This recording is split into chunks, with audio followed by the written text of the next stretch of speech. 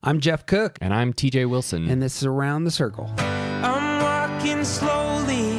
I'm taking my time. All I could talking is starting to rhyme. I'm letting go of lonely, letting go of strife. I just can't get enough of this beautiful life.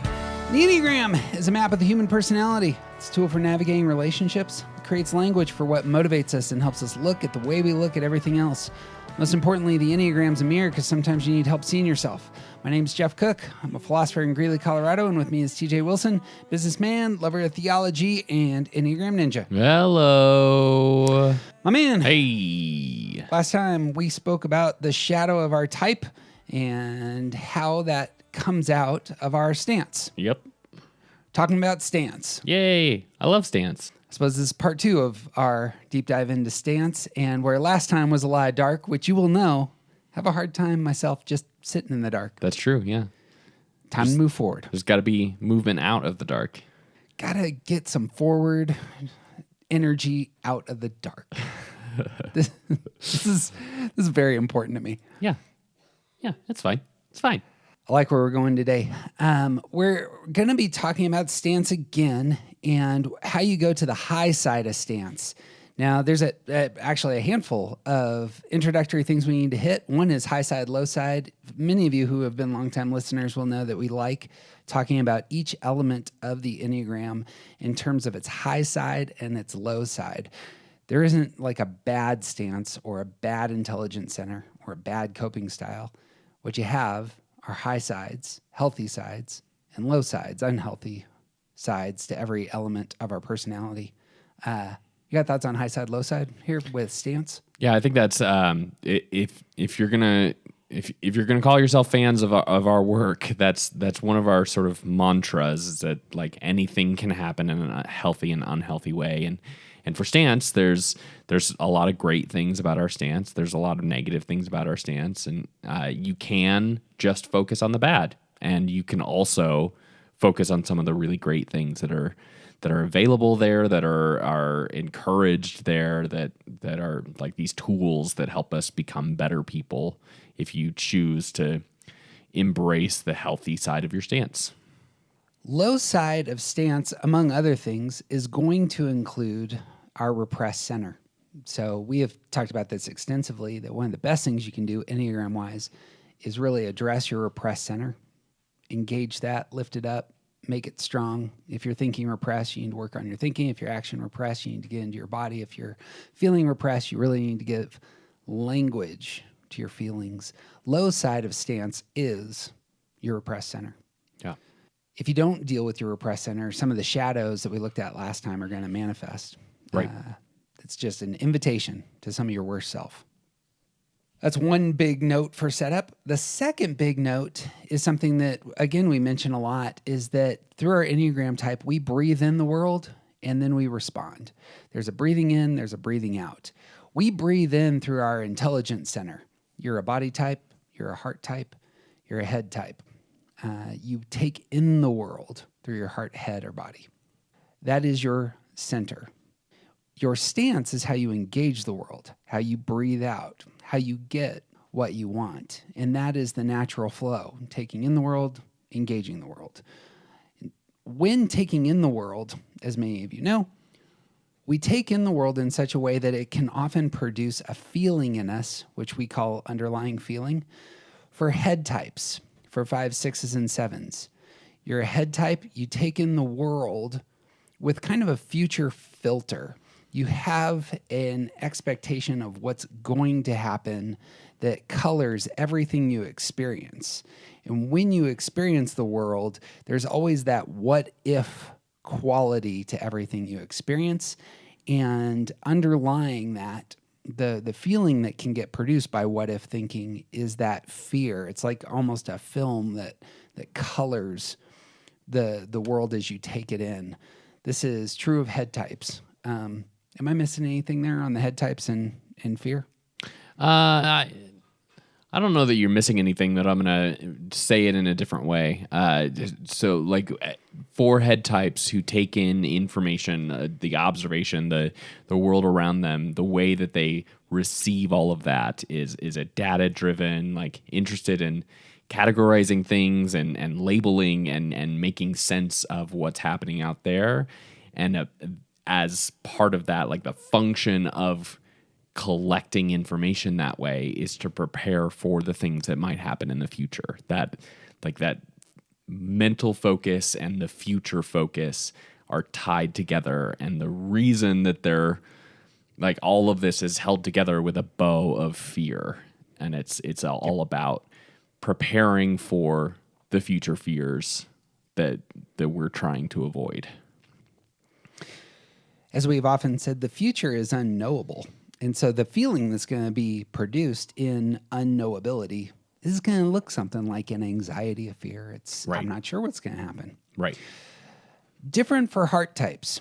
2s, 3s, and 4s take in the world through a past filter. Everything that they experience has a film, has a coloring, has a relational quality, that where they are thinking about the world they experience with the past in mind. So every relationship that they've had that has gone well, that has broken, colors how they interpret everything going on in the present moment.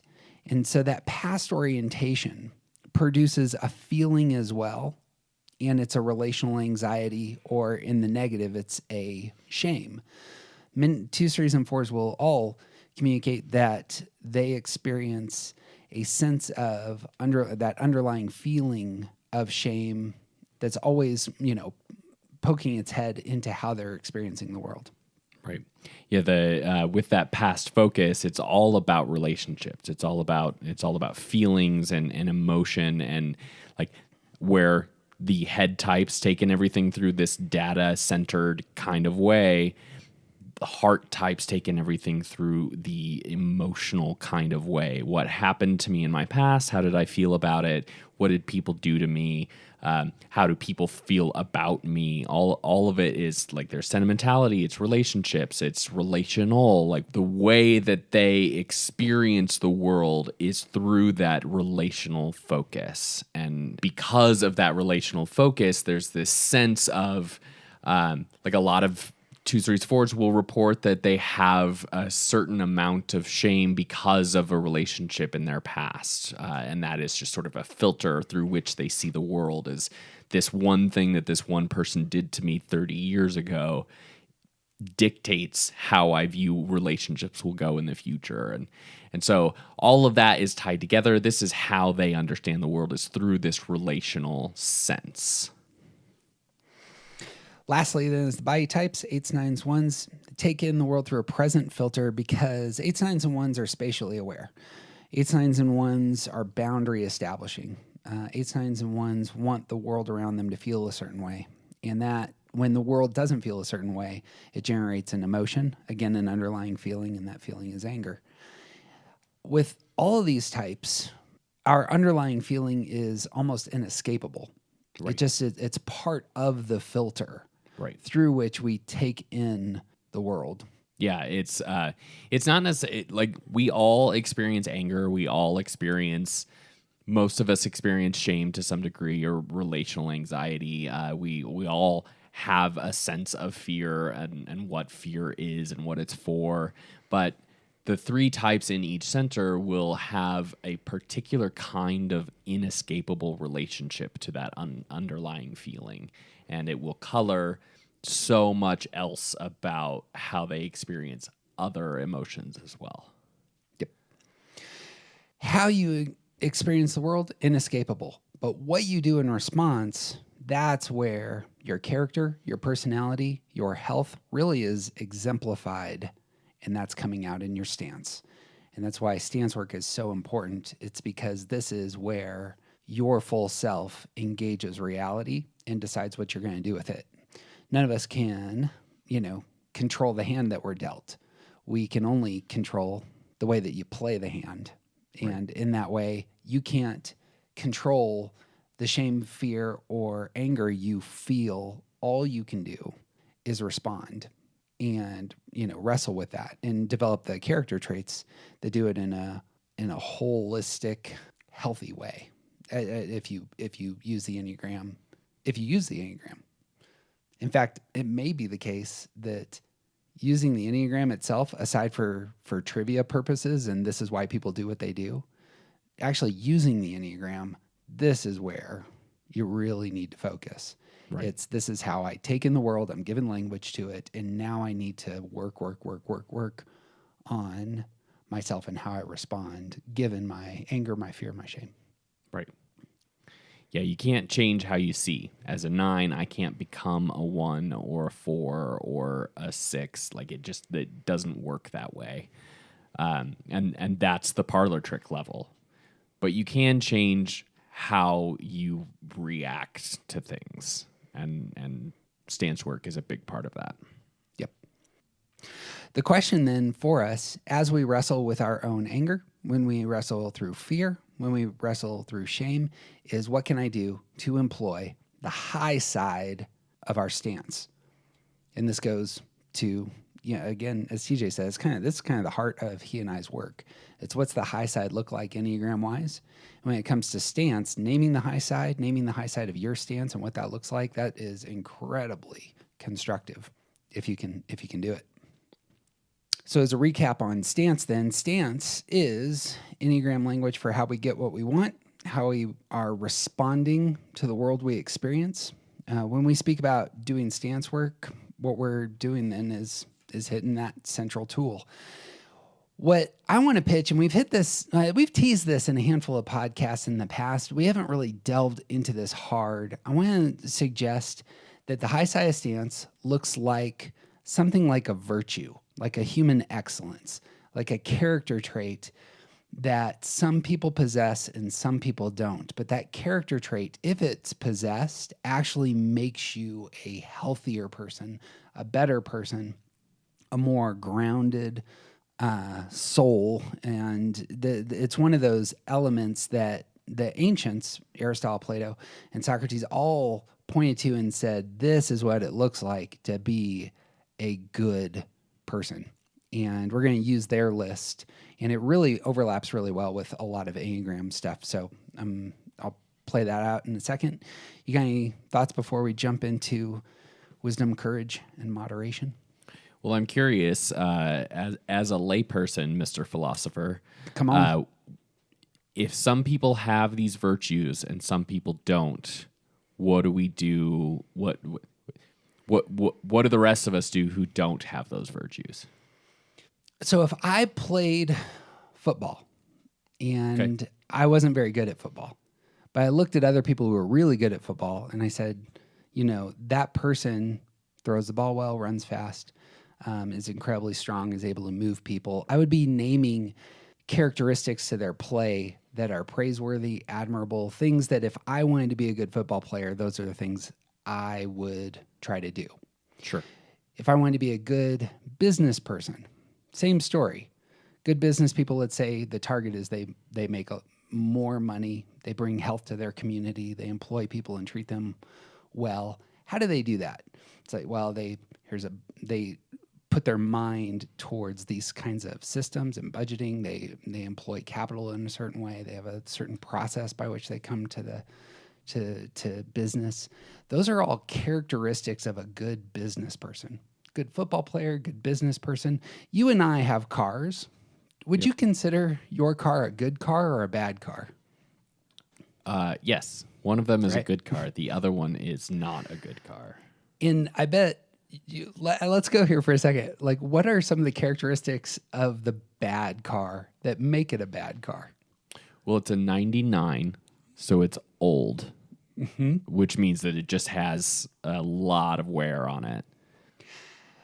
I bet you many of our listeners perhaps are driving presently bad cars. Sure. And it's because it makes it a bad car because cars are designed to get you from point A to point B without a hassle, perhaps in style, perhaps in comfort, perhaps without, getting too much damage on the way, getting you there safely.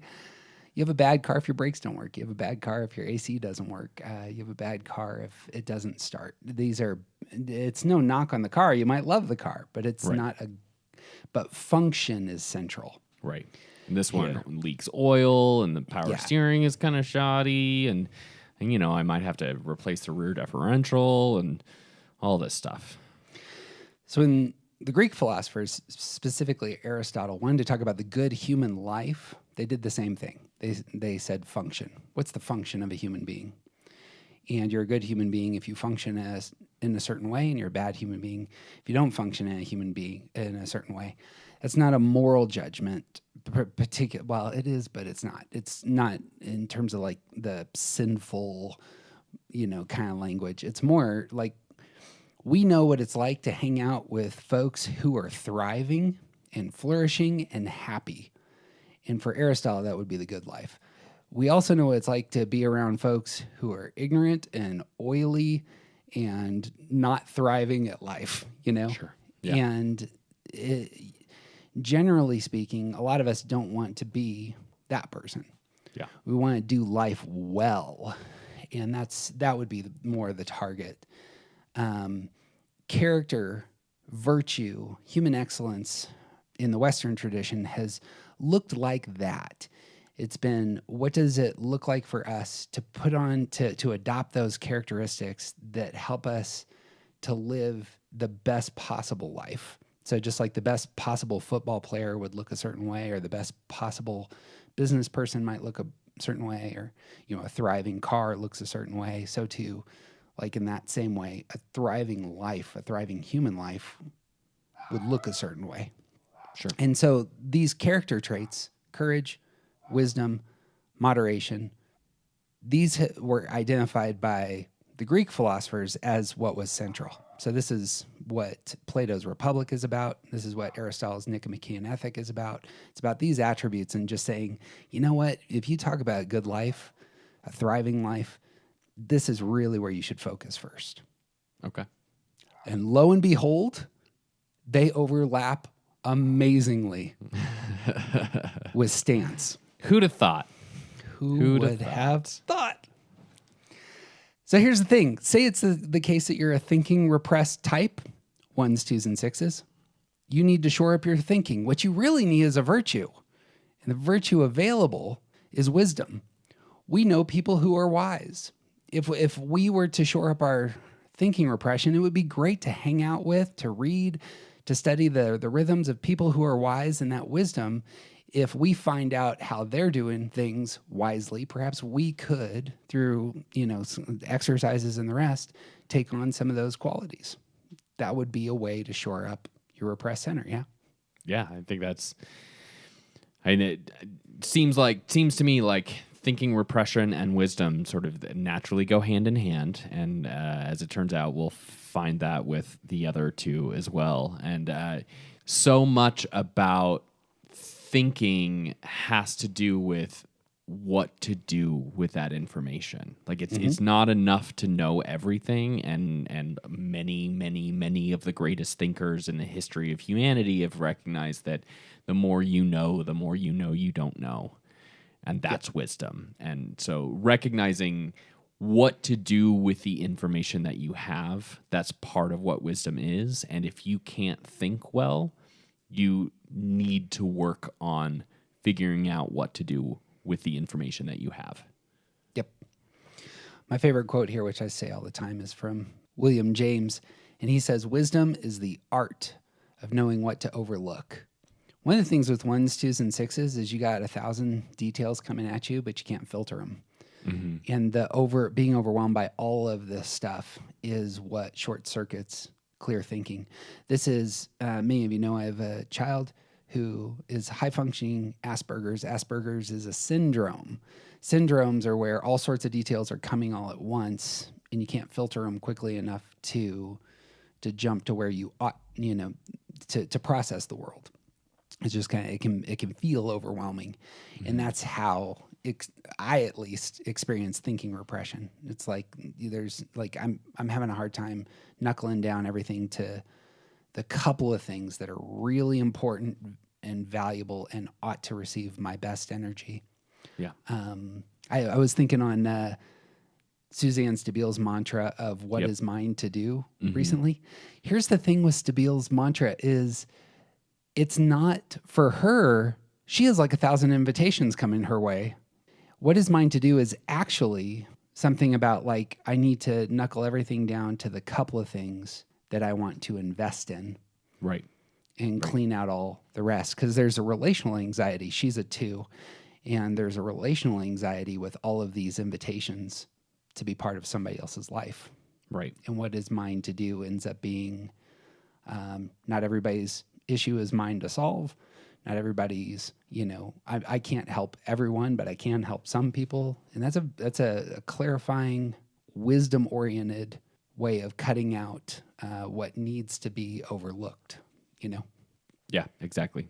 And similarly for the 6s, it's about focusing on the things that need to be done and discarding the things that don't need to be done, and recognizing what is trustworthy and what isn't from a data-driven kind of way, like figure out what's real and what's not. And all of this has to do with thinking repression and learning wisdom. Let's just jump in. We can, at this point, we've set it up. Here's wisdom. Great. 1s, 2s, and 6s.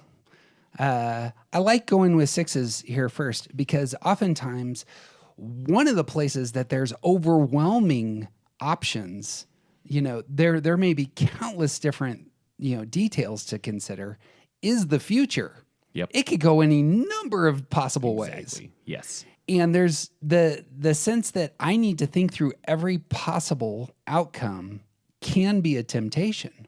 Right. Right. And so, And for many of us listening right now, we hear y'all are hearing me and Jeff say this, and it's like, that's ridiculous. Why would you think of it there's lots of things that can't possibly happen in the future. And what you're getting a glimpse of is the reality of 6s. The place where they live is that the future is unknowable. And because they are also thinking repressed, the future is completely open and anything could happen. 7s are going to confront that by keeping options open. Here are the 5 places I might jump. Right. 5s are going to confront that by, I've tried to shore up my knowledge as best as possible, and here are the assets I could employ if things break. Right. But 6s are reacting to future anxiety in the present, and really all they got is relationships. Or at least that is commonly how 6s come to their fears, to overcoming their fears. They don't know how to categorize the possibilities in front of them. Right. And so here's the temptation. 6s can begin to outsource their thinking. Yeah? Yeah. Yeah, that's There what is- verbal processing is. Right. Yeah. Here's the thing about wisdom in the life of a 6. Wisdom opposes self-doubt. Wisdom reminds you of your abilities. Wisdom reminds you of all the facts that have taken place, in the past. Gives you some insight into, the flow of nature, and that things don't break all the time, I suppose. Right. I know. Right. What does wisdom say to some fears are justified, but a lot of fears are irrational. So what's the role of wisdom in confronting irrational fear? Well, I think at its most simplest form, wisdom says these facts matter and these facts don't. These possibilities matter and these possibilities don't. It's learning. Wisdom for 6s is learning how to categorize the information and how to draw on your experiences. Because I've said this before, I'll say it again. I think 6s are the ones that most actively repress their past, because the past can't be trusted. The future is the thing that we're aiming at. And I think that wisdom helps understand that the past has a lot to offer, and able to draw on our own experiences, our own ability, our own successes, our own actual failures to inform what things need to be prepared for in the future. It's learning how to properly categorize the information that you have so that you can properly plan for actual reality in the future. Yep. Oftentimes, it seems to me the verbal processing of sixes is about asking others, what should I overlook? Or perhaps like inviting that message, should we concern ourselves with this problem? And when you feel somebody else's, no, that's not a big problem. We're fine here. That can be a balm for the six, or at least I'm in community. This person heard my anxieties, and we're in this together if things do break in the way that I foresee. Right. Turning that inwardly and saying, what does it look like to develop the muscles to do that on your own? That would be shoring up your repressed center. Right, exactly. Starting to utilize some of the tools that are out there in order to strengthen, develop, and rely on wisdom. That is shoring up that thinking center. Yeah.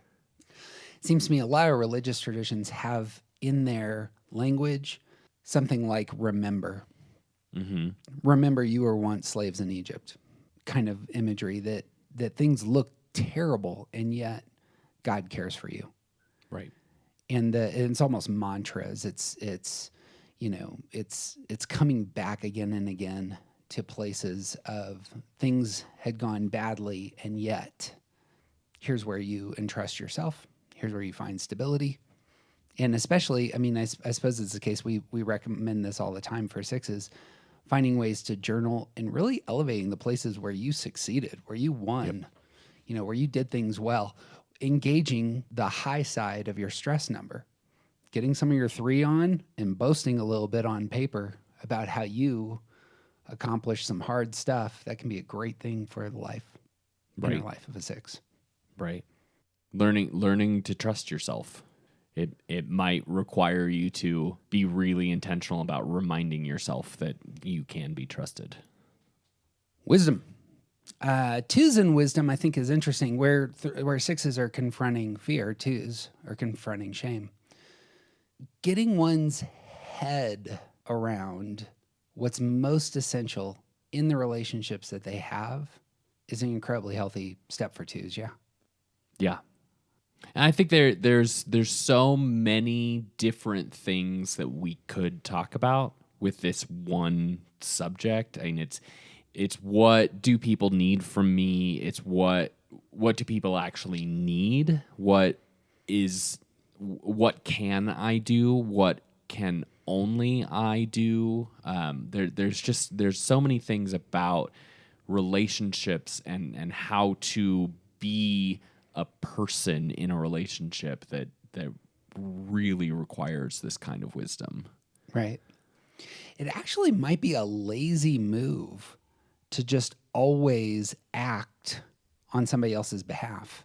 That might just be a knee-jerk, unthinking, I'm inserting myself every single time, move. And I say it as lazy because you're not doing the work to understand whether or not this is yours to do. Sure. Well, and I hesitate on the word lazy as well, but I also think that there's a fair amount of pride involved in that. Exactly. And right. this is one of the places where pride really shows itself is 2s not recognizing what's theirs to do and insisting that they need to help in any situation. Everything's mine to do. It's not. 1s are going to also struggle with, and we'll pick on the 1s in a second, but that's exactly right for the 2s. Yes. Also engaged in wisdom, just like the 6s need to look inwardly, 2s need to look inwardly. And wisdom's going to be clarifying on this front in terms of it's not always about other people's needs.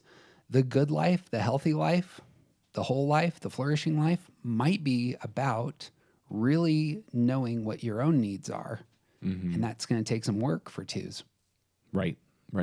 And wisdom will show you the different ways that you define yourself by other people.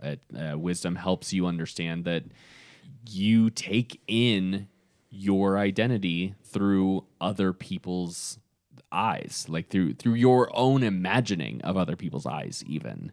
And wisdom says, actually, you're a whole person that has an identity outside of that, and helps you understand that the shame that you might feel that dictates why you insert yourself into all of these places might be because of the way that you interpret something that happened to you when you were young. And in fact, not everyone views you the same way as that thing back then, you know? And That's exactly right. Wisdom is going to unveil where you have value outside of other people's opinions. Aquinas spends a lot of time on this, saying other people's opinions are often trash. They're not stable. They're in flux. They're dependent on flawed human beings. Why would you want to anchor your identity and value in those places when there are other options? right. And wisdom will point you to the other options. Like Right. where are you able to remind yourself you have unsurpassable worth? That's again a thing a lot of religious traditions elevate is here are true foundational places that speak over you, your value, where it's not based on serving every other person's possible needs at any and all time. Right. Yeah, we talk about journaling is sort of like cleaning out the attic, and it's like for relational types, they have a ton of stuff in their attic that is based on like that they're holding on to from past relationships, from their childhood, from high school, from early work experiences. Like their relationships have created a storehouse of treasures, and some of them are actually toxic and like filling the whole house with noxious gas, and some of them are, you know, really nice things that you should keep around. And part of cleaning out the attic is recognizing what things are actually serving you moving forward and what things are trying to kill you. And if it's trying to kill you, maybe get it out of your house. That's it. Finding places, I suppose, for both twos and sixes, finding those places where wisdom reduces the power of fear and shame. That's the win. Mm-hmm. What sort of things are you doing mentally to reduce the power of your fear, to reduce the power of your shame? What sort of ideas are you employing? What sort of postures of mind are you employing? That's hard work. And we again, TJ and I have done a podcast on elevating the repressed center in our series that's called Steps. Well worth jumping into. We give a handful of suggestions in terms of activities, but this is a lifelong process. Right. Ones are present. That is, they take in the world through the present in their body, but they respond to the world in the present. Very aware of boundaries, but what ones often are trying to keep under control are their own internal urges. There's a lot of energy pointed inwardly, and especially at the places where they think they have failed or will fail, just making sure that they are the sort of person that does everything correct so that they're above blame. And that just like sixes are looking and twos are looking outwardly, ones are in the same way looking inwardly at every possible thing that might be inside of them that might go wrong. Right. Got to shore that up. Got to exercise a certain amount. Got to read a certain amount. You got to do all the things to ensure that nothing bad spills from inside of you.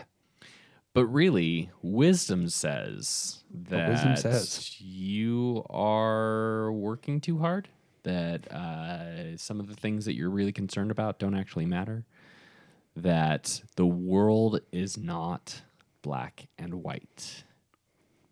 The hypersensitivity emerges because of a lack of wisdom. Mm-hmm. You're unable to see yourself as a human being. You're unable to see what's natural and common, and even that there is a healthy place for the strong feelings that are within you. Yeah. It's also the case that because ones, just like twos and sixes, are earners, they earn the control over their lives that they desire. But there's never as we've said in the past, there's just never a finish line for a lot of ones. I got to keep earning and earning and earning and earning. I got to get better. I got to do better. I got to work on myself more. And wisdom gives you finish lines. Right. And not just finish lines, but also helps recognize that like some of these tasks will never be completed, and that's okay. You don't have to, like, your life is not a marathon. Every once in a while you can stop running. It's okay. Yep. However far you get on your path, that's a good thing to think about, like the work that you're trying to accomplish, but you can't actually earn the thing that you're aiming for because it's part of you. Yep. And wisdom tempering black and white thinking helps you recognize that good or bad is a spectrum, and you can continually be working toward more good, but you never land on like now you're going to be good forever and you're not ever going to do bad things. Like that's not a good aim, because nothing is that simple. Yeah. It's a good call. Last word here, and I think this is the big overarching picture for 2 6s and 1s. 2s, when they don't employ wisdom, think they're responsible for serving everybody. And 6s, when they don't employ wisdom, are responsible for identifying every possible negative thing that might happen. Right. 1s are body types, and when wisdom isn't employed, everything needs to get ordered by the 1. Right. And that is a very destructive place to live. Yep.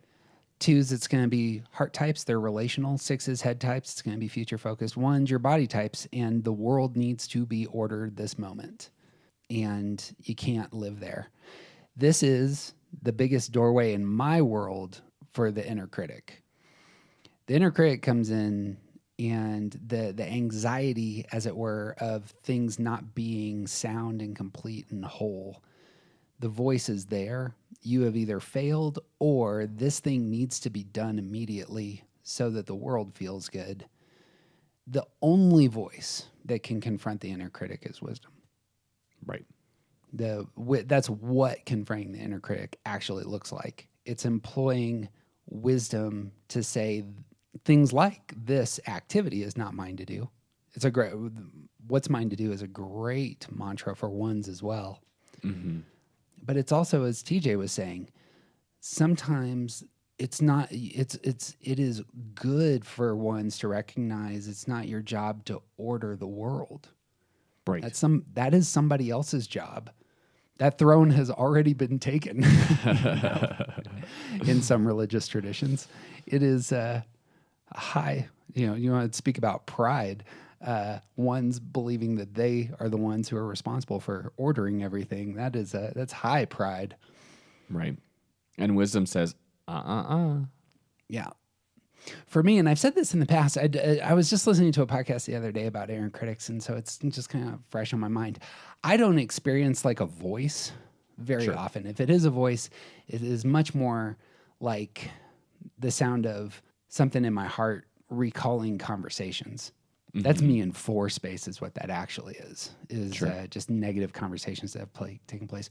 For me, it's like an overwhelming kind of intuitive sense that I broke something and I can't do anything about it. Huh.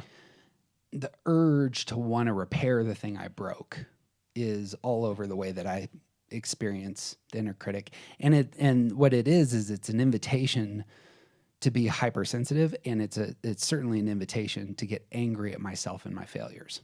Mm-hmm. And I live in that world. Sure. And again, what I need in that space is the voice of wisdom. This is actually why both my beautiful bride and my best friend, their voices likewise, often the wisdom I require comes out of TJ's mouth, or it comes out of Kelly's mouth, in terms of, here's the thing that you're mentally obsessing with, and notice how you should see the world. This is how you should see your relationships. This is how you should see your place in what you have built. This is how you should see your role in the world. Those are fantastic voices for me. I suppose we haven't said this, but wisdom for 1s, 2s, and 6s can really come forth from others. That can be a temptation, as we said, for 6s to outsource their thinking. I suppose it's a temptation probably for 1s and 2s as well. Yeah, But absolutely. But there is something about, just gaining insight from people that you trust and who love you and are looking out for your heart that, that's also quite valuable and can be a source of wisdom. Right. And a big part of the value for 1s has to do with like pointing out that thing that you are really worried about that you broke. I mean, sometimes, you drop something and you broke it. Sometimes the thing that you broke was actually pretty cracked and you just picked it up and it already was broken and you just happened to be the catalyst for it like really falling apart. Mm-hmm. And sometimes the thing that broke should have been broken and it's okay that you did that and we can just move on. And like there's all kinds of ways that good wisdom can counter this idea that 1s carry that the thing that broke must be fixed and it has to be fixed by me. Yep. Because that is not necessarily true. That's where wisdom is, the art of knowing what to overlook. Getting those tools.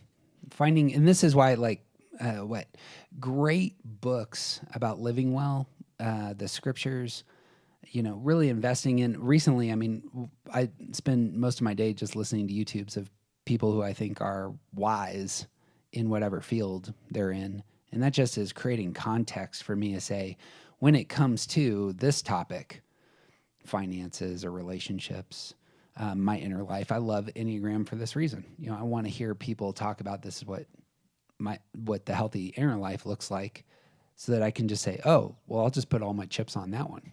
And sure, that generally works for me. Yeah. Bang. And again, your friends come alongside you and say, here's some wisdom. Don't put all your chips on that one. But it's a good one to have some chips on. I'm black and white thinking, TJ. No, that's true. Which brings us to moderation, I suppose. We can we can talk about 3s, 7s, and 8s. Last word on wisdom. Does that work? No, I think that's we'll say it over and over again, and we have. But 1s, 2s, and 6s aren't the only ones who need wisdom, but y'all are definitely the ones who need it the most to help counter that. That's exactly right. That thinking repression. No, that's really valuable, and I'll probably land there as well. But just to say it, we are all head, heart, and gut. Right. And these virtues are associated, I think, with those things. So wisdom with your mind, courage with your body, and moderation with your heart. And we'll see how that plays out here with moderation. The reason that moderation needs to be elevated in the life of aggressive types of 3s, 7s, and 8s is because that assertiveness needs to be pulled back some to open up space for you to remind yourself of how you feel. And that's real difficult for 3s, 7s, and 8s to get their minds around their emotional life and the emotional life of others. Moderation means balancing things. And oftentimes those types are the ones that have the hardest time balancing, especially with the realm of their hearts. Right. Yeah, head types, 5s, 6s, and 7s take in the world through that future filter, but these types, 3s, 7s, and 8s, all engage from a place of future focus. And if you're always running toward that future that you envision, you're gonna stumble. You're gonna run over some things that you should have. You should stop and smell the roses every once in a while, because there's things to be had in not constantly pursuing the things that you are aiming for. Yep. Notice when 7s are a great place to start here. When 7s moderate their emotions, which means not getting rid of good emotions, but elevating the value of the hard emotions, that creates a balance in the heart of a 7. When 7s can actually engage the full spectrum of their emotion, what it does is it saves them from scheming. Yeah. It saves them from feeling like they always have to outrun the negativity. Like if you are able to stop, pause, and embrace the negative experiences, the full kaleidoscopic, world of your emotional life, it allows you to be present, which is a huge value for sevens. Right. I remember there's a character on Parks and Recreation. I've definitely brought this up before, but he shows up for a hot minute, dates one of the main characters, and then disappears. And one of the ways that they describe him as is sort of an emotional tourist. Like he goes around collecting stories, and like the thing that he is focused on is, wouldn't that be awesome? Like that's all he wants is like these incredible experiences that will create great stories later. And he doesn't ever want to do the hard stuff. And this is one of the things about moderation with sevens is that there's a lot of life to be had in the places that they're running away from. And when they start to practice, when they start to embrace moderation, it's not just about slowing down, it's also about recognizing what you're missing when you always have your foot out the door, when you're always on to the next thing. You're missing, and you're not just missing stuff for you, you're also taking yourself away from other people, from other relationships, from other spaces where you're supposed to be.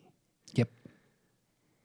You'll also notice that the passion of gluttony comes in real hard here if you're unable to sit with the full spectrum of your emotions. Right. Because that it's again going to be the knee-jerk reaction to not wrestling well with your inner life. Is it's going to be all about, engaging, experiencing, consuming as much as possible to heighten every possible good experience. So scheming and gluttony, that creates a terrible doom loop, which right. we talk about elsewhere. Right. For the lifestyle, as it were, of a seven. Yeah. Putting on the practices of moderation then ends up being, the real value for sevens. I suppose this is where what is the holy idea for sevens is something like sobriety. Yeah, thank you. That is meant to moderate. Sobriety is meant to moderate. It's right. meant to pull you back. Right. Yeah, because when you're running full tilt, eventually you're going to trip and you're going to go full scorpion. Like it's just like you're not going to be able to go full tilt forever. And when you fall, if you're running full tilt, it's going to be bad. Yep. And moderation says, okay, maybe up this hill isn't a good full tilt kind of space. Maybe we should go around this hill. Maybe, we should casually stroll up this hill. The go crash is a common experience for aggressive types, for 3s right. and 8s as well. Right. And we'll talk about that in a minute. But how much better, how much healthier is it to employ a virtue, a character trait of I need to moderate my emotional core. I need to find those avenues for giving language to all of my emotions and doing real business with them. There's things that need to get confessed. There's things that need to be grieved. There's things that need to be, you need to be angry about. These can be very healthy experiences. 7s, I imagine, would benefit hugely on this front from the presence of, a therapist or people who are able to pull those things out, create safe spaces for really dealing with one's emotional life. Yeah. Yeah, and I think that the moderation helps find satisfaction in the places that 7s are running away from. Mm-hmm. Like I remember we did, my spouse and I did Whole30 several years ago, and it was a couple of weeks into the Whole30 process, which is where you basically eliminate all things that taste good, and you just don't enjoy your life for 30 straight days. And Did you fit in your clothes afterwards? I lost so much weight, and like I did not know until I did Whole30 that I am actually a skinny person who's just out of shape. And I learned because of Whole30 that I'm skinny. Like I'm not. Anywho, I remember specifically thinking about like the first time I had an apple, which was a couple of weeks into the Whole30 process, was like it was mind blowing how delicious that apple was. Yeah. And I think that like speaking to gluttony, speaking to scheming, like with sevens, if you can learn to moderate, then the things that you love will actually be more satisfying because you're not constantly having them. You know? Penn Jillette, the magician in Penn and Teller, was a very, very large man for a while. And I saw an interview with him on his, when he decided that he really needed to lose quite a bit of weight. Like it was like 200 pounds, like 150 pounds, something like that of fat. The diet he went on was you have to pick just one food and you're going to eat this for a few weeks. He picked potatoes, and he could do certain things with the potatoes, but it had to always be potatoes. And then he introduced corn, and he had the exact same experience. Corn, I bet, was mind-blowing to him. Yeah. But it was totally resetting his whole, physical, dietary system, as it were, and enjoying natural things in a way that actually brought out their colors and vibrancy. One of the things that gluttony does, overindulgence does, is it actually kills the enjoyment of things that are made to be enjoyable. And it's because of the volume, And much like addiction, the more you have, the more you want, and it's the less satisfying it is. And moderation comes in and says, have less, and you'll enjoy it more. It's a very strange natural law, but that's exactly right. Have less, and you will enjoy it more. To circle back, we didn't name it through much of this conversation about sevens, but it's all about fear. Yeah. Yeah, it's that fear of. I think the big thing for sevens is that fear of being stuck, of not being able to escape the hard places, or of not being able to get out the door, so you just constantly keep your foot in it, and I think that moderation will help. Like it's not just about having less of the good things. It's also like it's recognizing how to temper your appetites. And when the thing that you're aiming for is to never be stuck, you bring in moderation and you say, maybe it's okay for me to be stuck here for a little while. And being exposed to those fears, it's like slowly building up an immunity to iocane powder. It's gonna help you recognize the value of the things that you're running away from and incorporate them to be a more full person. Yep. Eights need to moderate as well. Eights, as we've said commonly, can translate all their feelings, all of their emotional lives into a single energy, a single emotion that creates boundaries and makes them not feel vulnerable. And that energy is anger. If as an eight, if all of your emotions feel like they're translated into anger, that's the warning sign that you're not moderating. Right. So I mentioned him a bunch, and I realized that he has lots of issues. But recent interviews with Mike Tyson are real interesting on this front. Mike Tyson has lost a daughter, has been in prison for a terrible crime, was once just the baddest man on earth. And his softness that comes out in recent interviews is profound to kind of watch. And you can see he has done lots of therapy in the last 10 or 15 years to get him. Some of it may be court ordered, but it's still therapy. But a lot of it has been, how do I get in touch with my the language, the vocabulary of my emotions that isn't just I want to kill everyone. Yeah. Yeah. And for eights, that for many of you eights, that's not where you're at right now. But I was watching. Okay, so the most recent Ted Lasso. I just got to spoil. So this is no spoiler. It's just a line that So good. There's a character who's clearly an 8 on Ted Lasso. And one of the characters in the show, his child is being bullied, or he thinks he's being bullied. Sure. And the 8 character says, you don't respond, you wait. And then in a month, you break into their house at 4 a.m. with a large towel, dyed red and dripping.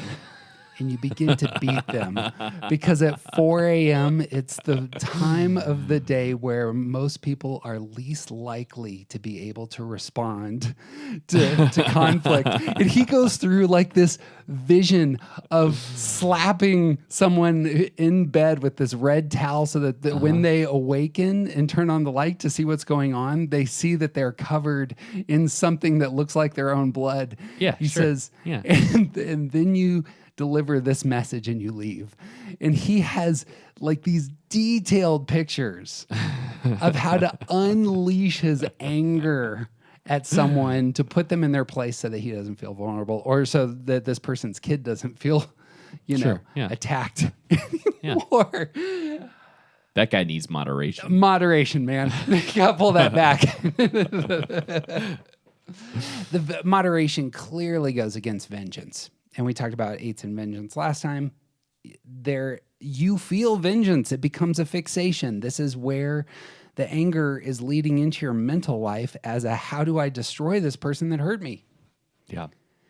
And moderation, especially in your emotional life, allows you to get a full sense of your full feelings so that they're not channeled into anger, so that they're not all because what it does, it's really a laser. Laser is just light amplified. It's laser is just all the light all in one place all at the same time. And you need diffusion for your emotional life. Right. Yeah, there's an intensity with 8s that like you can usually tell when an 8 enters the room because they bring a certain kind of energy, and 8s are so comfortable with their anger and letting it out. And moderation comes and says, it's okay to slow down. It's okay to calm down. It's okay to back off. It's okay to pause for a moment. Because 8s, all 3 of these aggressive assertive types, they believe that they can reorder the world according to how they think it should be. And moderation comes in and says, if you just hold on for a second, then maybe your way isn't the only way. And maybe your way isn't the best way. And maybe you should, talk about your feelings. Maybe you should recognize that you have feelings, because maybe the thing that you want to change is actually about some type of feeling that you have, and you're just trying to order the world so that you don't have to deal with that feeling. And for 8s, coming into that space of moderation says you actually it's okay to not do the thing right now. It's okay to pause, to invite other voices into this space, to not need to solve this emotional problem so that you can get on with your life. Moderation says wait, says pause, says be here right now, instead of just barreling toward what you think is supposed to be done. Complementing that, moderation is going to say other people's feelings also matter. It's not just your feelings or your goal or your, adventure or sense of control. The feelings of others, the emotions of others matter, and elevating those matters. I actually see this most in 8s that are really working. You can see it in their vocabulary. A lot of 8s will confess very vocally. I often run people over. I often use a lot of profanities. I often do this, and I've been told that I really need to mellow out when I talk to people like you. Sure. But that actually is, elevating your oppressor. That is, I need to care about other people's emotions, and I'm trying to get my heart and mind and posture around that. Yeah. Right. And very similar to 7s with consumption, it's like we're not necessarily saying that every single person's finest, like most detailed feelings need to be considered in all situations at all times, but the way that eights come to the world is very comfortable with disregarding other people's feelings. And moderation says sometimes that's bad. Sometimes you should just do the thing because people are having too many feelings about it. Right. But sometimes you are actually doing serious damage to not only yourself, but other people in your life because you don't care about how they feel about what's going on. Yeah. Yeah.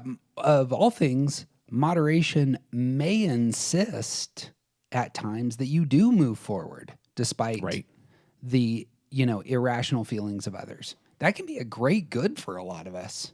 That you're not getting bogged down in our, quagmires of feelings and such. Like, we need people to push. Right. Right. The eights can bring moderation. Eights can force moderation on some of the rest of us sometimes. Well, I mean, I should say it, yeah, it's a gift to the rest of us, but also moderation doesn't mean that you totally, temper all of your, temper is the wrong word, like extract all of your anger. Like sometimes the anger of eights needs to be employed in the right way, at the right measure, at the right times, Right. That's actually where wisdom comes and overlaps. Wisdom will tell 3s, 7s, and 8s how to, feel. You get your head around how you ought to feel.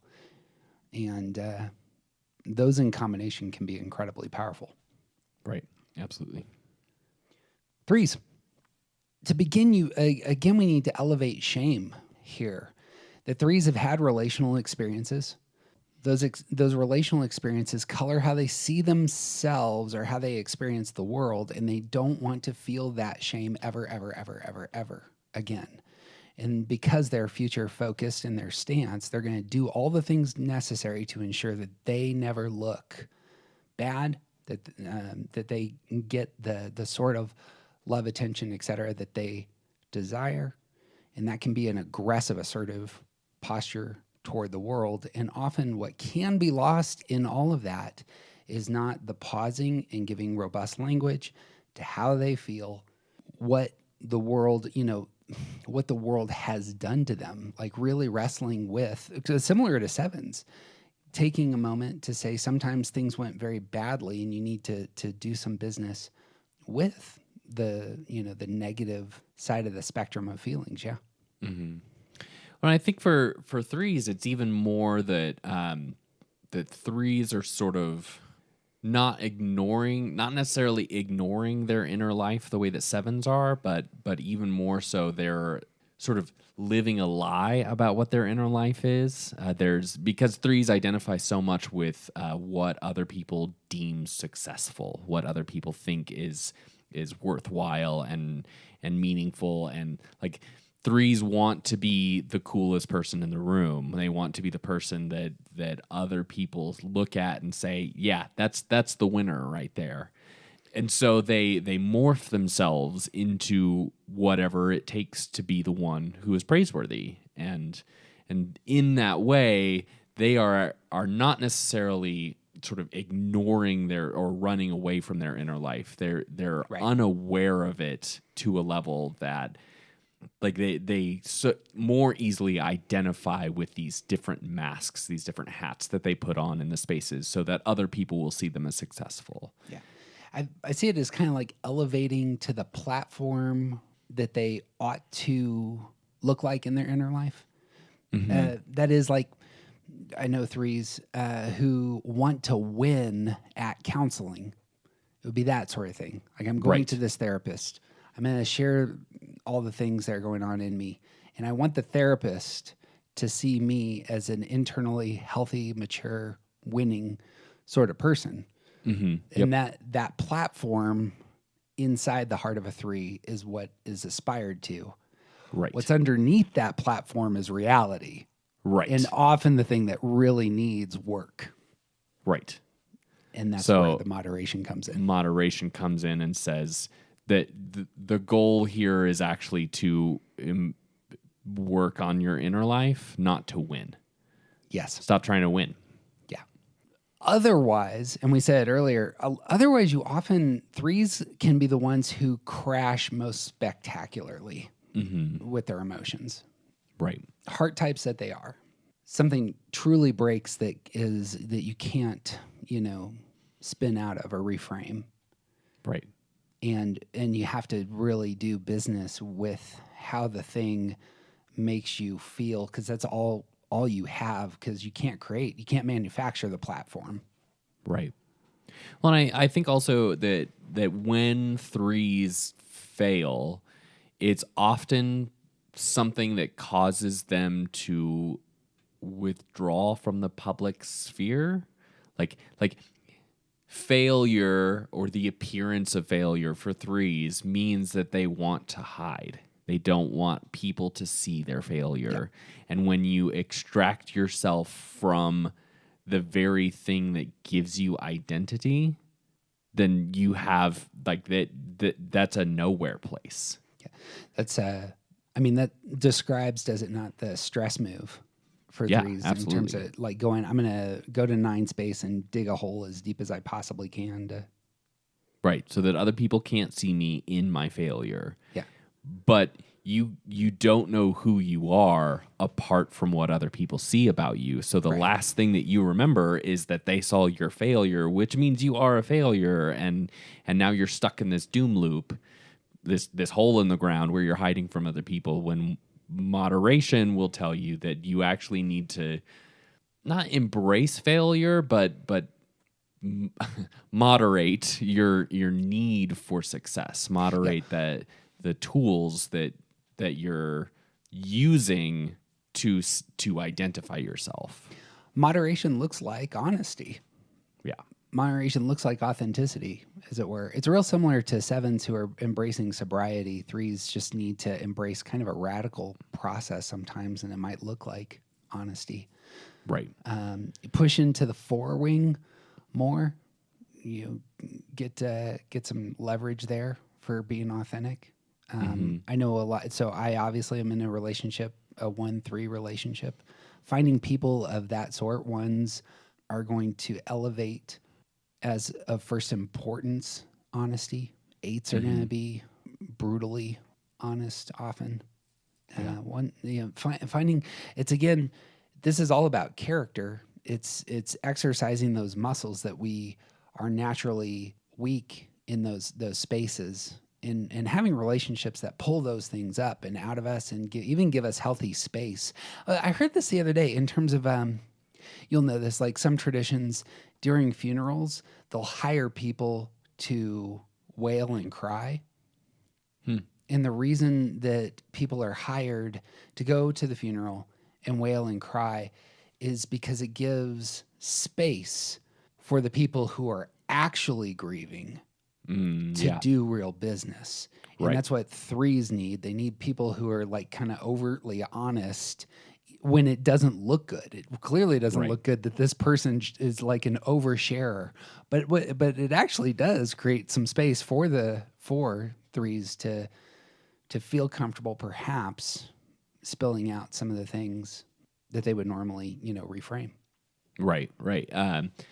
Much like when you see movies in the theater, usually you laugh harder at jokes than if you're watching them home alone by yourself, because there's other people laughing. Exactly it. You can have the exact same joke, and in a room full of 1, that person will go, meh. And in a crowded stadium, the room just blows up. Like, people think it's so funny because that laughter is sort of contagious. You have permission to truly express yourself, and the more people that are doing it, the more permission you feel. Same thing with singing and crying at funerals. That this is a thing, especially for 3s. When other people are doing the same thing, it doesn't necessarily look like failure.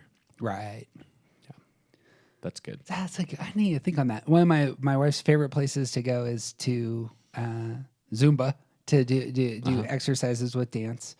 Yep. But when you start, you're clearly not good at this. You're going to look kind of awkward and goofy.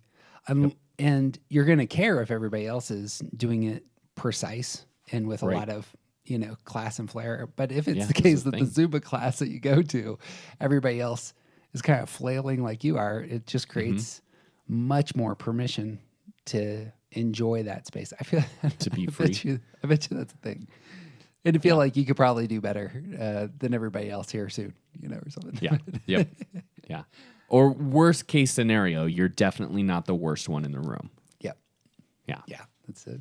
Yeah. And moderation says that striving after being the best is not always the most winning path. And like Tortoise and the Hare is a great moderation tale. And the tortoise wins because he's just steady on his goal. Yep. And the hare loses because he has no ability to moderate. Or even, pushing into that, like moderating the number of goals you have. Yeah. I need to be the most praiseworthy parent, the most praiseworthy employee, the most praiseworthy, at the exercise I do, the most praiseworthy home, the most and that can kill you if you go down that path. The truth is, most of us can't be that great at all of those things. Yeah. But we could be really great at 2 or 3 of them and only so at the other ones. Yeah. And moderation says it's okay to be only so at some things. Or to reframe this, what you're actually seeking to achieve is another word for moderation is balance. That's the actual win. And that's what it actually looks like to be a happy, thriving, flourishing human being. Hitting all these monumental goals is not necessarily flourishing. You can point to countless people on the who are at the top of their game in their field who are miserable. Yeah. Lots of people. Yeah. Deceit comes in this place in a big way because there's a lot of people who look really successful who will not tell you how unhappy they are. Yeah, right. Because you can't possibly be this successful in your job and your family and whatever and also not be happy about it, right? Yep. And that's like the American dream is a lie. And the more we all keep saying, "Oh, I'm living the dream," whatever, we're all lying. Yeah. Pyramid schemes by their nature are all about deceit. Exactly. And so much of so you're our saying culture being can a get 3 built is that a way. pyramid scheme. I'm saying that 3s are probably the most likely to jump into a pyramid scheme. Absolutely. Sure, That's some crack cocaine. That's some catnip. Give me some more of that. Do I get to elevate to level 4? Right, What does it cost right. me? Okay. Sorry, Mary Kay. So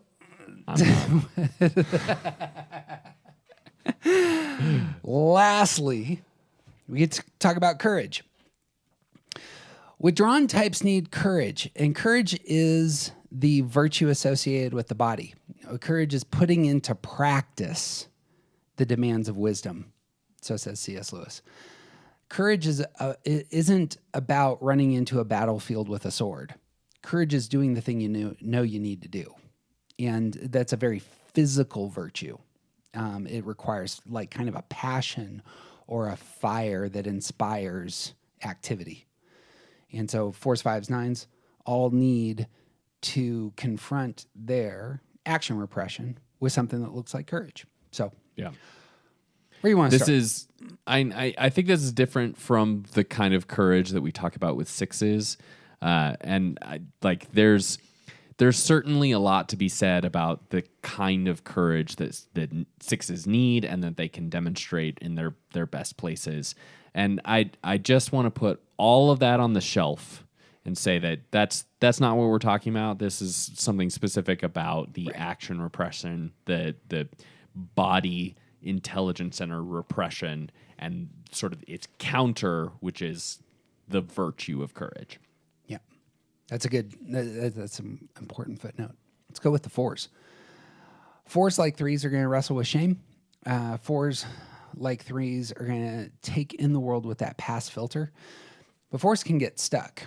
They can get stuck in the relational dynamics. There can be a quagmire of melancholy mixed with just living in all of the details and flavors of what has happened, and that can be stagnating. Yeah. Yeah. Yeah. And I think it has so much to do with like fours are concerned about the emotional space.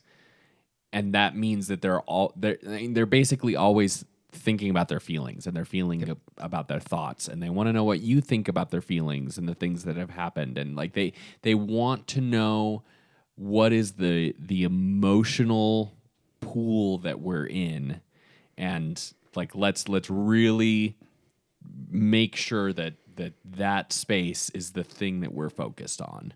Yep. And that's my emotions, that's your emotions, that's how you feel about me, that's how I feel about you. All of that. That's what we want. And if all you're doing is talking about your emotions, you're not actually doing anything. Like that's what this body repression is for fours. They're not doing anything. They're focusing on their emotions and their relationships. And when you don't really spend any of your time thinking about what to do, then you don't get anything done, and you never move, and you never change things. And fours are so comfortable with recognizing the beauty of how things are where they are that they fail to recognize that sometimes things actually need to change. You need to move. You need to get up and do something about the thing that you're feeling so that you can get out of this quagmire, if you will. Yeah, the problem isn't the emotions for fours, despite what everybody else says. The real invitation is to act on your emotional insights. Right. This is where envy really can get confronted. You look at that other person, they have the life and style, and they're doing the things you want to do.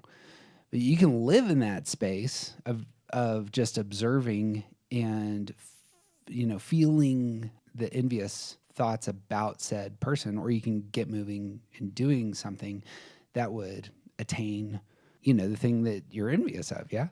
Right. Or even, if you're envious of this person, then get up and leave and let that person stay there. Like stop being around that person if they make you feel bad about yourself. Right. Yeah. There's this sort of insistence on not just stasis, but like envy basically says, I something is wrong with me that prevents me from having the kind of happiness that I see elsewhere. Yeah, that's it. And you can live in that feeling. Yeah, you can easily live in that space. And fours, that's kind of they're comfortable there. But courage comes along and says, maybe you can change your circumstances. Maybe you're not stuck here, but you have to do something about it. Yeah. Courage is a fuel on this front that, like, lighting I realize that a lot of these are going to be probably buzzwords for 4s, 5s, and 9s that you've heard from your parents, and you've heard from your teachers, and you've heard from everybody who's telling you this is what you need to do with your life. What you need is fire to get up and start moving. Unfortunately, because you're action repressed, you need to name that, Right. And it just is the place that requires work. Unfortunately, thinking repressed people need to have the right thoughts in order to deal with their thinking.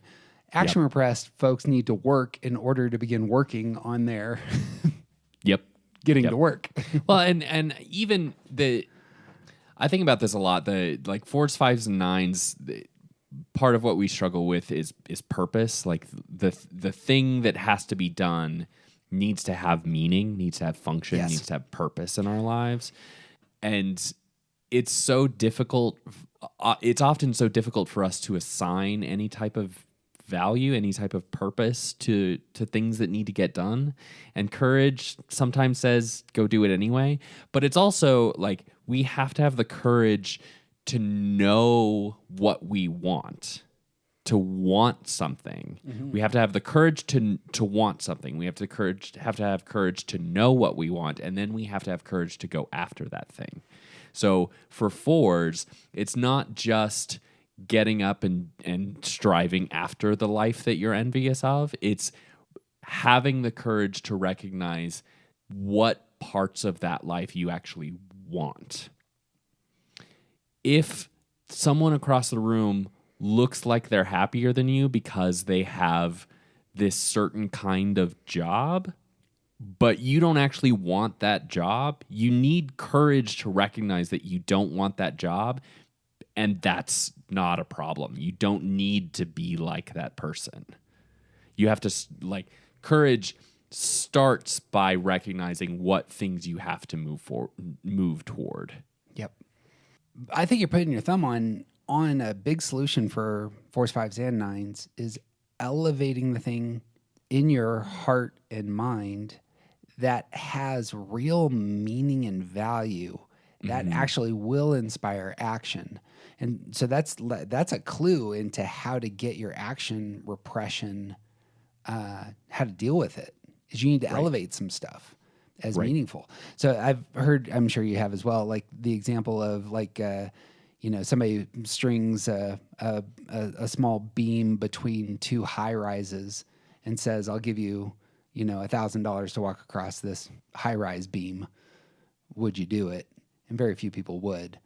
But if you put a loved one out on that beam requiring help, you would kind of, instinctively say, I need to get out on that beam to help my loved one, because your loved one is meaningful to you. And there's courage. Like there's action. And so I like that in terms of, you gotta, I always wrestle with talking about the heart and the heart. There's the relational heart, and I don't mean this. There's another kind of heart that is much more about meaning and capturing like what I want most. And that's where that's what courage requires to be inflamed. Right. Yeah, I think in your imaginary scenario of the beam across two high rises, if a 4 is standing on one side and someone says, you can have $1,000 if you cross this beam, I think the 4 would say, I'm not going to cross that beam, but I really wish I had $1,000. like, man, I want that money. I wish that I was the type of person who would cross beams like that. And then they'd watch somebody else do it and get the $1,000 and say, I wish that was me. And I think courage says, actually, it's okay to not want to risk your life for $1,000. You can go downstairs now. Yeah. Like courage says, just walk away, man. You do not need that. This is a ridiculous scenario to be in, and you can just leave. It's okay. Well, that would be wise. There would be another. All the virtues really multiply on one another, build each other.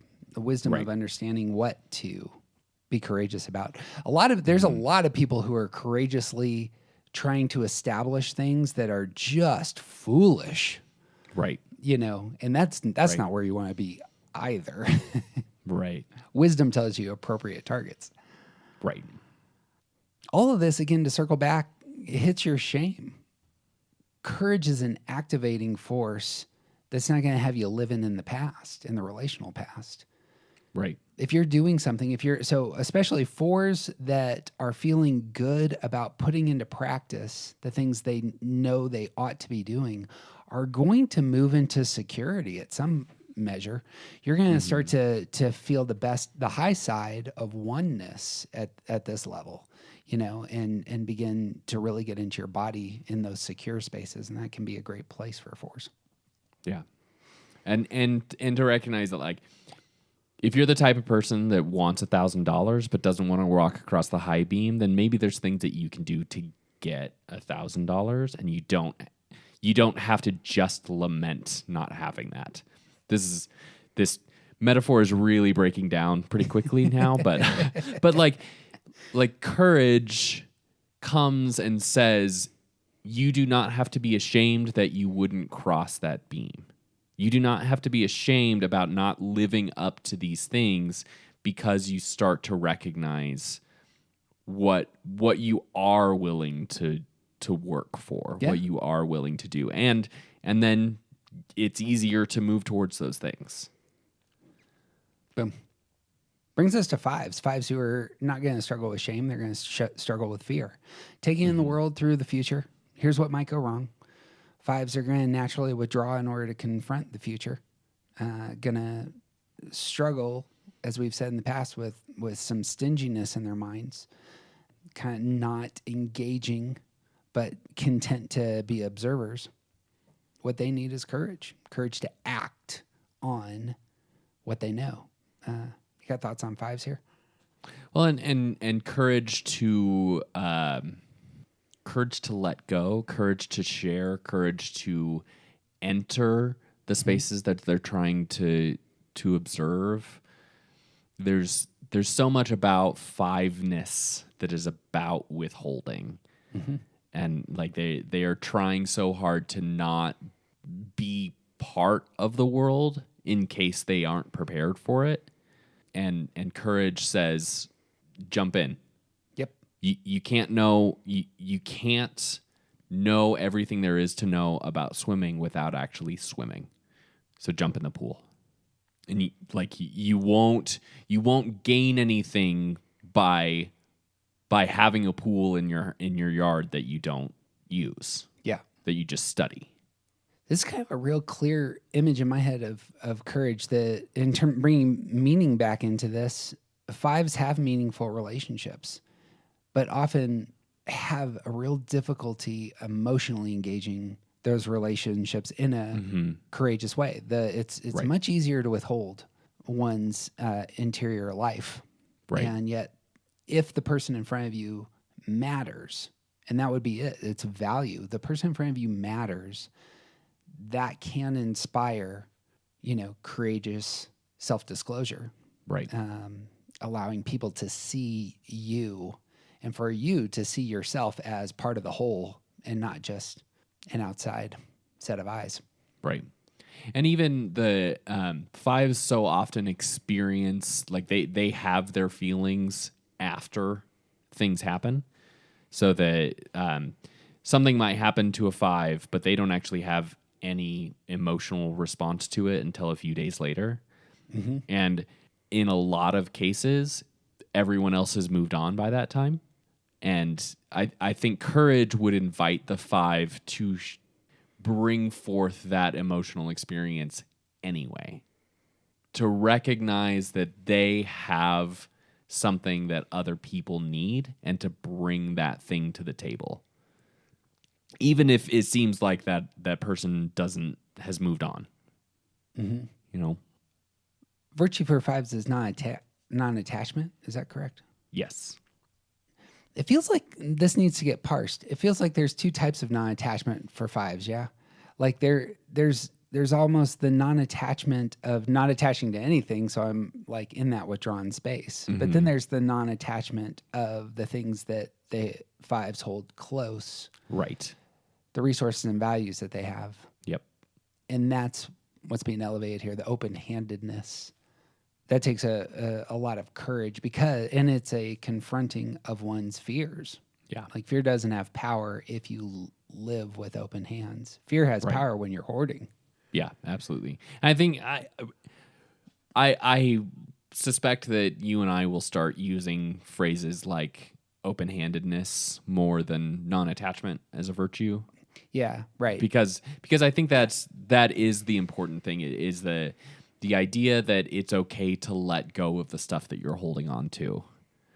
And for fives, that so often includes their time, their energy, their emotional space. It often is their physical resources, but open-handedness is good, and courage is actually like intentionally offering those things. Yeah. Heard another C.S. Lewis quote recently that was something like, when you get to heaven, the only books that you get are the ones that you've given away, or the books that you've had returned that have all sorts of markings in them by the people you loaned them to. Sure. But all the markings are going to be turned into elaborate, beautiful wood carvings. Okay. That will make the books a delight. Nice. It's great. I like that. I love this as just a picture. My own hoarding instincts. I have lost countless books that I really treasure and I don't want to pay for again. Yeah. And there's one book in particular I loaned to a buddy of mine who's an 8, and he wrecked the book with his notes. He did it in pencil, thinking, well, of course Jeff can just erase the pencil marks if he doesn't You like. can't erase pencil marks from a book. You can't. One and two. Why is it my job to erase all your pencil marks? He's just peeing on my book. 8 that he is.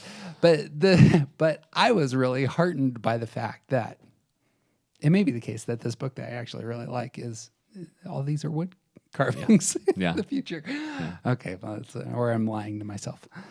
Non-attachment. Anyway. Yeah. There's a totally different train of thought than the courage needed for 5s. So Well, courage to loan out future books. okay, sure, yeah. It's me. There's a self-serving element here, I suppose. I do think it is the case that fear is the thing that needs to get named, and courage is that virtue here that is really confronting it. That it goes real cleanly in terms of the life of a 5. Yeah. Lastly, 9s. You want to talk about courage? And this is, well, actually, let me set this up. For 4s, we talked about this. Courage often has that heart center to it. There's going to be acting on, the things you need to do relationally. For 5s, it's acting on those things you need to do mentally. But for 9s, it's you're in the center. You intuit the world through your body, and getting into your body to respond is going to be the difficulty. Yeah. Yeah, absolutely. We have me as a 9. We have a lot of difficulty prioritizing what's important and figuring out what needs to be done and when and what order. And we would rather take a nap, and we are avoiding conflict. And courage fills all of those spaces, and because 9s have the least amount of energy, getting going is so difficult. And we look at all of the tasks, and they're all of equal importance to us, so we have no idea what to start first. And we just, the conflict avoidance thing, I think, is such a big part of where we need courage, but it's not the only part. I think there's so much about the rest of our lives that we need courage to just make a decision and stick to it. Not only because it might be unpopular, but because you just have to start getting going, and a lot of the other stuff will sort of follow. Notice again how meaning comes into play. Right. I don't know what I should do because it's all the same, and it's all kind of boring. And does it even need my attention? Right. But if something actually is meaningful, then it categorizes, what ought to be engaged. Right. Yeah. And at least where to start. Like, inertia is a really significant thing for 9s. An object in motion stays in motion unless moved on by an outside force. And once it starts moving, it's a lot easier to keep moving.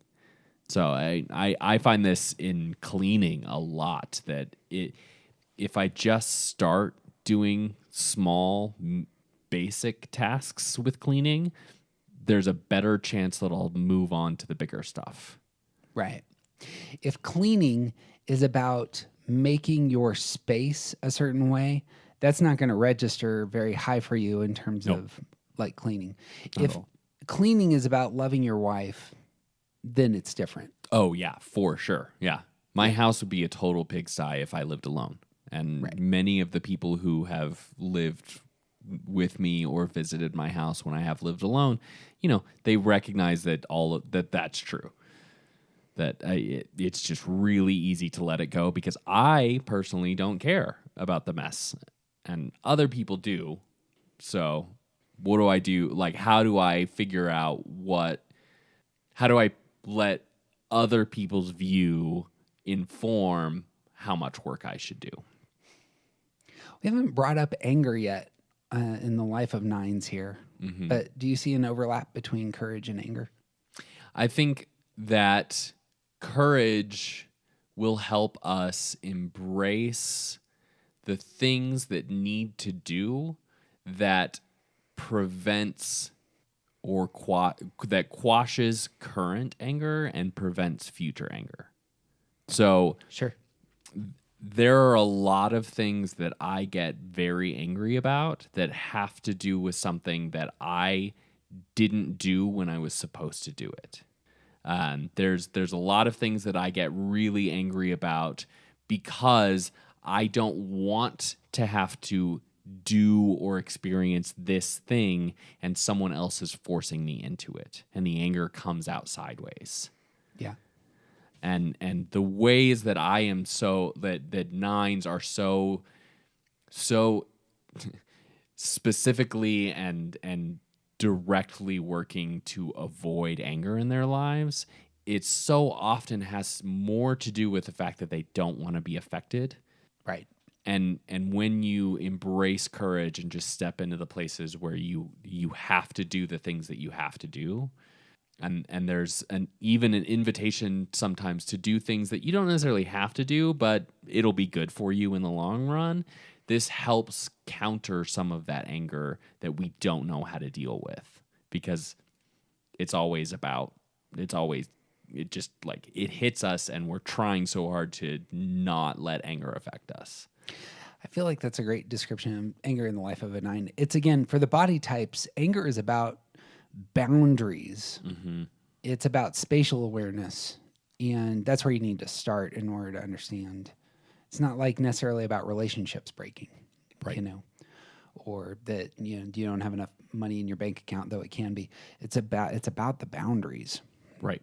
And yeah, so the withdrawing to establish the boundaries, and when the boundaries are upset, that's coming on the backside. I like how you're saying that. It's something you get angry at things you didn't do, and that is the negative side to your stance. Right.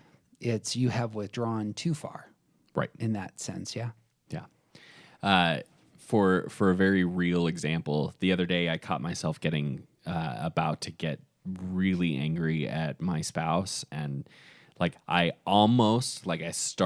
felt it start to come out, and I was able to pull back as it was happening, but I almost full on really domestic disturbance yelled at her about something stupid, absolutely stupid, and it had nothing to do with her. And the reality is it had everything to do with this other situation, which I have not dealt with. And part of why I have not dealt with it is because I don't have the gumption. I don't have the thing that's sort of propelling me into action. And realistically, if I could embrace courage and just deal with this other thing, it probably wouldn't come out in ways where I yell at my wife for something stupid. This is a good place to talk about all three virtues. One of the things that Plato says about courage, moderation, and wisdom is that they work like a 3-chord harmony. In music, if you play 3 notes, it creates a harmony. Mm-hmm. And that harmony matters. In fact, that harmony for Plato is the most beautiful thing there is.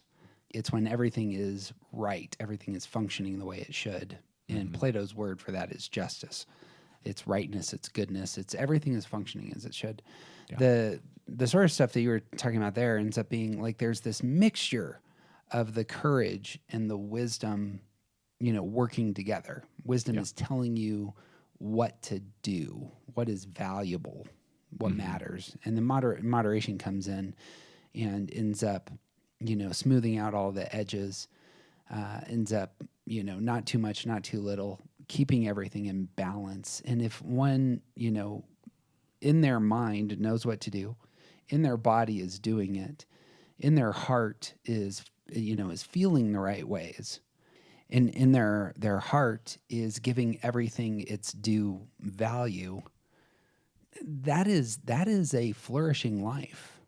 Right. And that's why Aristotle wants to say this is what happiness looks like. When you are embracing excellence at that level, that is happiness, and that is, in his language, the good life. So just to use that prism for a second, when doing stance work, that's really the target, is to get your mind, heart, and body all embracing these excellences, shoring up the places where you're deficient, mellowing out the things where, I suppose we haven't said this, but it was teased with what you were saying about nineness, that, your stance, withdrawing, being aggressive, or being an earner, those also need to get pulled back a little bit. There's a moderation that needs to take place there, because we can be too aggressive or too reactive or too withdrawn. Yep. And so shoring up our repressed center, mellowing out our stance, finding ourselves in balance. For TJ and I, that has routinely been the sweet spot. It's all these things in balance is what the real target of the Enneagram is. Yep. So that means your wings, that means your stress and security number, that means in this place, talking about it with your stance. Right. Last word on shoring up your repressed center. Yeah, just a reminder to look for that particular episode of the Steps series, because I think we give a lot of really practical things. And I think the reality is that we all have to find what works for us, and thinking about these virtues. If you've done any work on yourself, you know which one of these things that you need. You know which one of, you could probably tell which one we're talking about that you need to work on. And now the thing is to do it. For 4s, 5s, and 9s, you just got to do it. You just got to pick a thing and do it. and that's what courage is telling you. You got to do it. And I suppose that is, it's courageous for all the types to, if for 1s, 2s, and 6s, it takes courage to really do the hard work of thinking better. Yep. And it takes courage for 3s, 7s, and 8s to really get into their feelings. Right. So again, all these things are moving together. Yep. It's good. If I had a year to write a book that wasn't an Enneagram book, I'd love to do work on this at some point. This was my philosophy classes. The structure was around the 3 virtues. Just love the hell out of this material. So, thank you for going down this path with me, my brother. No problem. Anytime. I can do this for a year. A year. Well, I'm gonna put a big X across 2026. We'll dive in for a while. There we go. Love it. Friends, it would mean the world to us if you shared this episode with somebody you love, preferably somebody whose life is out of control, or they're deeply foolish, or what they're just stagnant, just not moving at all. Yeah. This podcast is for them, obviously. No, share stuff that we'd love that you would share our work with people that you love. It's a great conversation starter for some of us. TJ will know this. Through 2023, we meet once a month online. These conversations have been phenomenal. They have been about stance and relationships here recently. And you can find us by going to aroundthecircle.org, clicking on events. It'll take you to the Zoom links, and then you'll be on our list. And we would love to talk to you and have you. As has been said a few times here recently, we have 2 new podcast feeds, because you know what's better than 1 scoop of ice cream? 2 scoops. I'm going to my 7. One of our podcasts is called Start Here. It's for people who are just jumping into the Enneagram for the first time. If you look up Start Here, an Enneagram podcast, you'll see it. It's very shareable. It is TJ and I's best work or attempt at creating a space for people that we love to find their Enneagram type and to jump into the things that are most essential. And the second feed that we have is called Movie Typing. It's also an Enneagram podcast. And we have done about 40 episodes. We are presently remastering them all, re-releasing them at that feed. And we're going to be adding to it once a month here for the foreseeable future. So find those 2 podcasts. Intro music here is by The Collection, and the jazz in the outro is by the great Brian Claxton. Do check out Brian's music. Brian's amazing. You know Brian. Look up Brian Claxton. His stuff is awesome. If you love this podcast, Claxton. Let's say it. Claxton with an X. If you love this podcast, want to help us, you can always find us on Patreon. We'd love your support if you just want to support what we're doing. And as always, if you're one of the few thousand listeners that we have that has yet to give us stars on iTunes or a review or stars on Spotify, that's real love. It takes courage, takes wisdom to give the right number of stars. Is there a wise number to give a podcast like ours? I bet you 5. wisdom says 5. It's like the only wise number to give. And we will be delighted at seeing your wise words when you give us a review. That's what I got. You got anything else? I got nothing, man. He's TJ Wilson. He's officially awesome, and I sure hope that he's the one that's going to edit this podcast because it was long. And my name's Jeff Cook, and who you aren't just is not interesting. It takes wisdom and courage and moderation to dismiss the person that you aren't. But it's good work.